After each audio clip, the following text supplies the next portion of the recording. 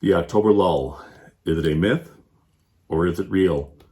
And if so, what should we do about it? Let's go over all of that right now.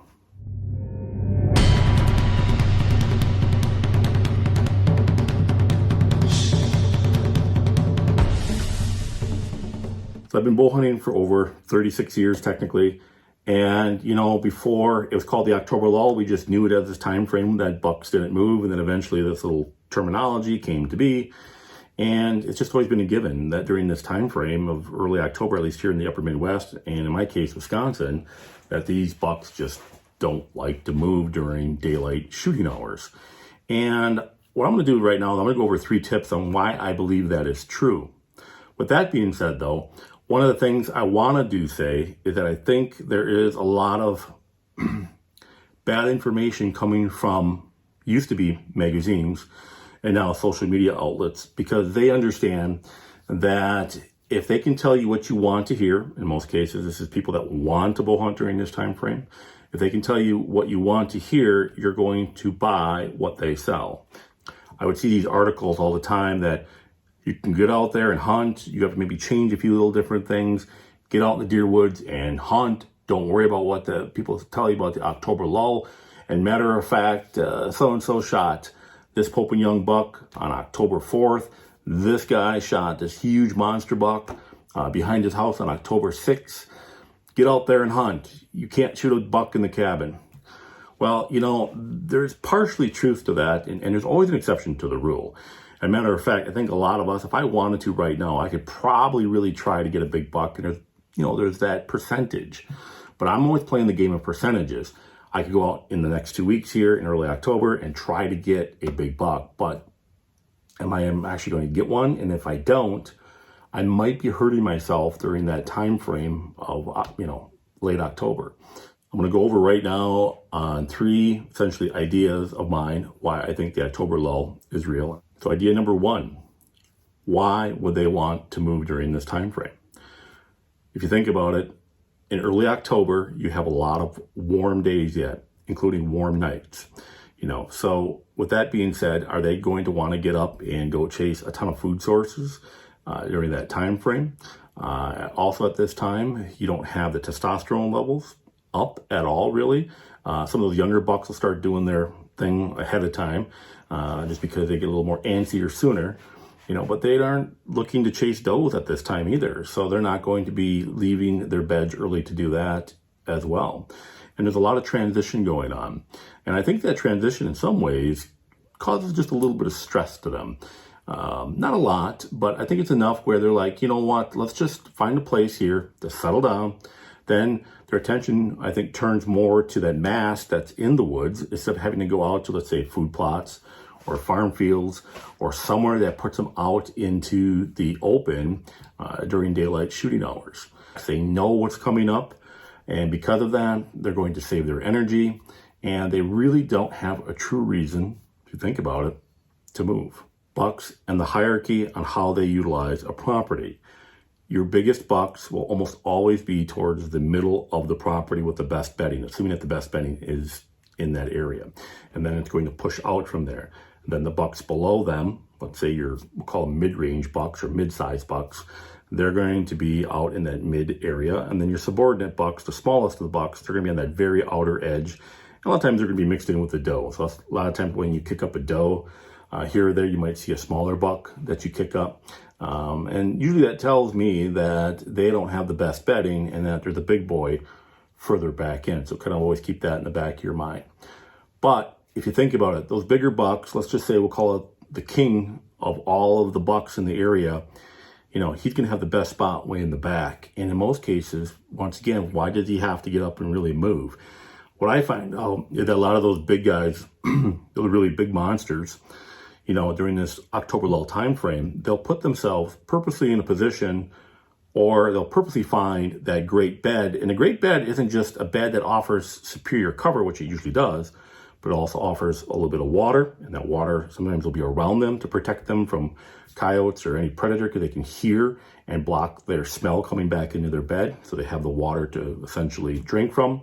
And then they also have their food mast around them, and their browse, and they don't really need to move very far, if at all. And they'll stick in those little areas, get up maybe in the evening, walk 70 yards to maybe a little acorns or a few mass trees that they have access to, and then they'll walk back, maybe even shorter than that. So you kind of have to understand that, once again, we have all these changes going on.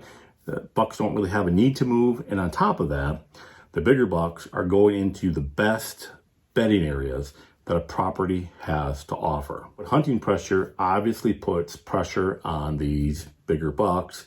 And, they're going to start patterning people at this time. If there's a particular walking trail on public land, they're starting right now, and they can probably remember from even last year or 2 years ago, depending upon how big they are, that people like to walk down this particular area. And then if somebody tends to go off to the side, they're going to start marking those spots as well, and they're going to set up accordingly. And once again, that's why I believe these big bucks truly have multiple bedding areas, and they use them accordingly depending upon the amount of pressure and other things going on.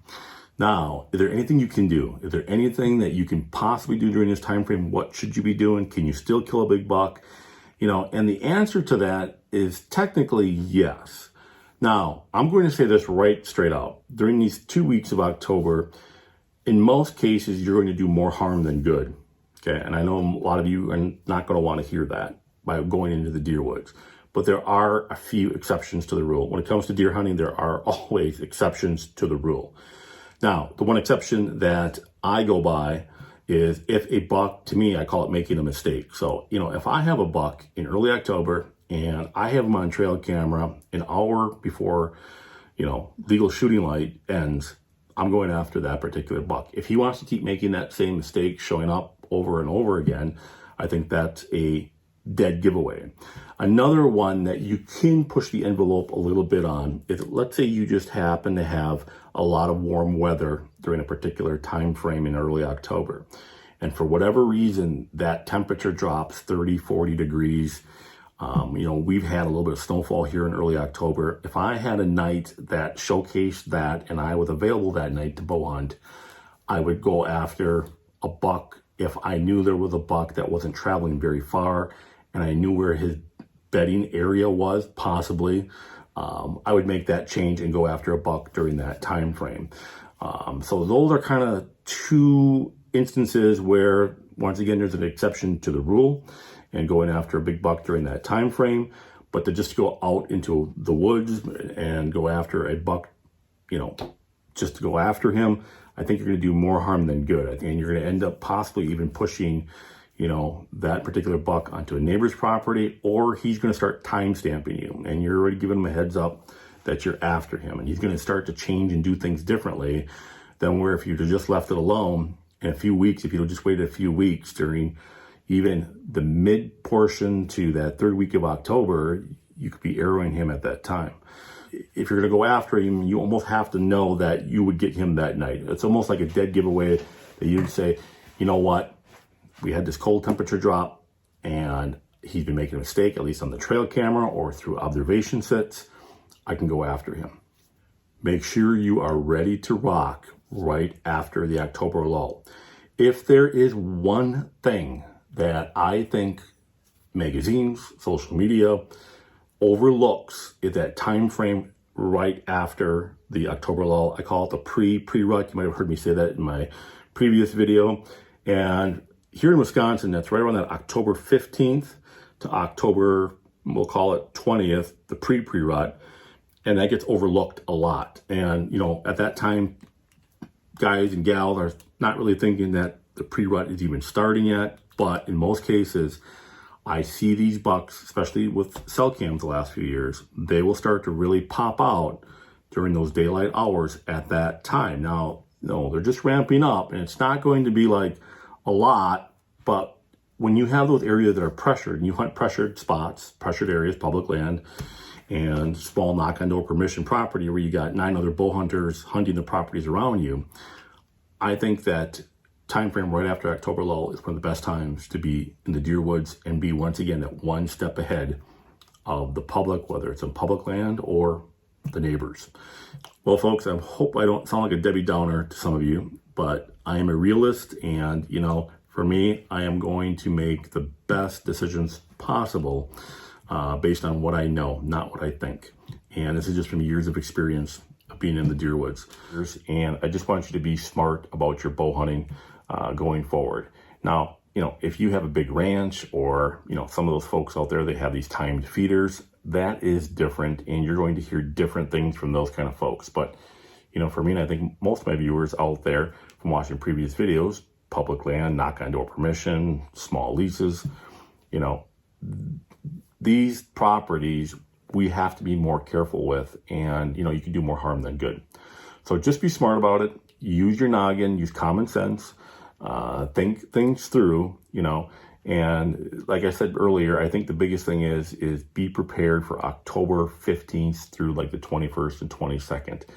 To me, that's kind of a golden time frame that you can take advantage of these bucks making mistakes, because they're just coming out of that transition phase of the October lull, of literally being lazy and doing nothing, and you'll catch them off guard. So folks, if you don't mind, please hit the subscribe button. Until next time, Clint from Oak and Iron Outdoors.